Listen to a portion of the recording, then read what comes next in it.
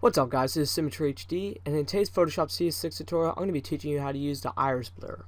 Iris blur is just one of the three effects that have been added to CS6 since it first released. To find these blurs, you go to Filter, Blur, and Iris Blur. In the past, I did do a tilt shift tutorial, and pretty much what the tilt shift does, it makes your photos, and it focuses in on a certain group of objects, and it blurs everything else around it. Now, essentially, what the iris blur does, it blurs the same. It kind of does the same thing, except it adds more of a depth field. Now, you don't have to use this for photography or landscape photos. You can use this on face modeling, wedding photos, food advertising, or pretty much anything you can create that you can put a depth field on. It's a really cool effect, and it's really easy to add. So pretty much, we're just gonna close this out. And we're gonna go grab that. We're gonna go open our that picture again. So we'll scroll down, find it. It's down here somewhere. There it is. And what we're gonna do is we're gonna go over here to our layers panel, double click, unlock that. And what we're gonna do is we're gonna go up here to our filter. We're gonna go to blur and iris blur. Now, once you hit iris blur, you can see that we have three blur tools. We have the field blur, iris blur, and tilt shift. The blur we're going to be working with is the iris blur, so don't check field blur or tilt shift. And as you can see, once we do that,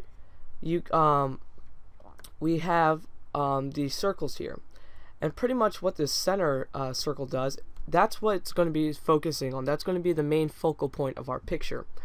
And so our main focal point is going to be those two buildings. So we're just going to put this on there like so.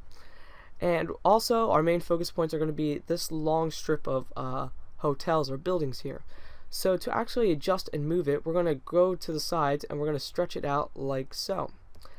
And the edges are a little bit too fat, so what we're going to do is we're going to close them in like so, rotate it to your liking, and that's it. Now, as you can see here, we have this little dial here. If we drag this, it will change our blur intensity like so.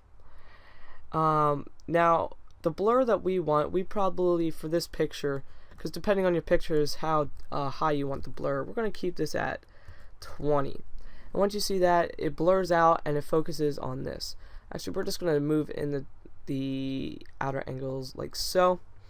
And that's pretty much it. And now, these circles here, what they do is they're kind of the blur fall off. So if we drag this in, the blur will fall off a little bit more. So, but keeping it in the middle like so, looks pretty good for this picture. Now, like I said, you can adjust this to your liking depending on how your picture looks. Now, this square here, if we drag this out, it will give us more of a squarish blur effect. But we're actually going to keep this rounded, so we're just going to keep it like that. Now, if we go up here to focus, you can change the focus of our center object. So what we want to do is we just want to keep the focus at 100, and you want to make sure that this is at high quality.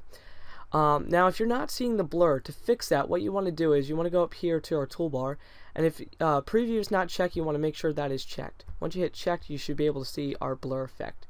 And that's pretty much it for this tutorial. So if we hit OK, since this is a very pixelated picture, I think it's like 4,000 by 2,000 pixels or something like that, it's going to take a long time to render.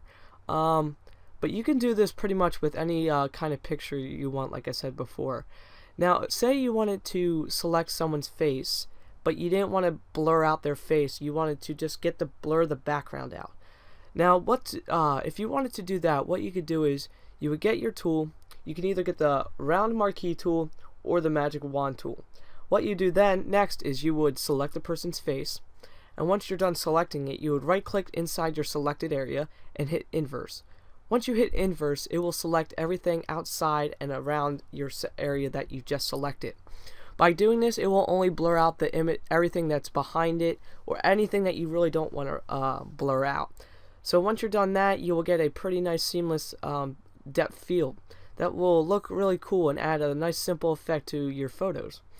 So yeah, guys, that's pretty much it for this tutorial. If you guys want to leave me a tutorial suggestion, leave a comment in the comment section below. It could be on anything, Cinema 4D, Photoshop, After Effects, anything you want. Also guys, please leave a like if this tutorial is helpful. It may be added to your favorites. Share it with your friends. And if you're not already following me at Twitter, follow me at SymmetryHD. Like my Facebook page at Symmetry Tutorials. And check out my Behance page to see all my projects. But anyways guys, thanks for watching. I hope you guys enjoyed this tutorial. I'll see you guys in my next video, and have a nice day.